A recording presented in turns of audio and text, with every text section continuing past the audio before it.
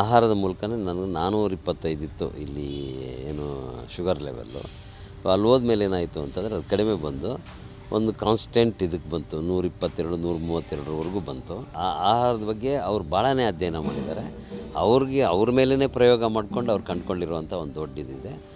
ಎಲ್ಲೋ ಇರ್ಬೇಕಾದ್ರೆ ಎಲ್ಲ ದೊಡ್ಡ ದೊಡ್ಡ ಜಿಂದಾಲ್ ಅಂತಾರೆ, ಇನ್ನೊಂದು ಅಂತಾರೆ, ಎಲ್ಲೆಲ್ಲೋ ಅಂತಾರೆ. ಒಳ್ಳೆಯ ಅನುಭವ ಆಯಿತು ನನಗೆ ಅಷ್ಟು ದಿನ. ಎಲ್ಲಕ್ಕಿಂತ ಹೆಚ್ಚಾಗಿ ಐಸೋಲೇಷನ್ ಅಂದರೆ ಬರೀ ಜನಜಂಗುಳಿಯಲ್ಲಿ ಬದುಕಿ ಒಂದಷ್ಟು ದಿನ ಕಾಲ ಜನರಿಲ್ದೇ ತಂಪಾಡಿಗೆ ನಾವು ಇರೋದಿದೆಯಲ್ಲ, ಅದು ನಮ್ಗೆ ಅರ್ಧ ಸೊಲೇಸ್ ಕೊಡುತ್ತೆ. ಅದು ಇನ್ನು ಮಿಕ್ಕಂತೆ ಆಹಾರದ ಮೂಲಕ ಅವರು ಎಲ್ಲ ಈ ಏನು ನಮ್ಮ ಒಳಗಿರೋಂಥ ಟಾಕ್ಸಿಕ್ ಅಂತ ಕರಿತೀವಲ್ಲ, ಮಾಲಿನ್ಯಗೊಂಡಿದೆಯಲ್ಲ, ದೇಹದ ಮಾಲಿನ್ಯ ಇದೆಲ್ಲ, ಅದನ್ನೆಲ್ಲ ಅವರು ಶುದ್ಧ ಬಂದ ಒಂದು ವಾರದಲ್ಲೇ 2-3 kg ಕಡಿಮೆ ಆಗಿರೋದನ್ನು ಕೇಳಿದ್ದೀನಿ.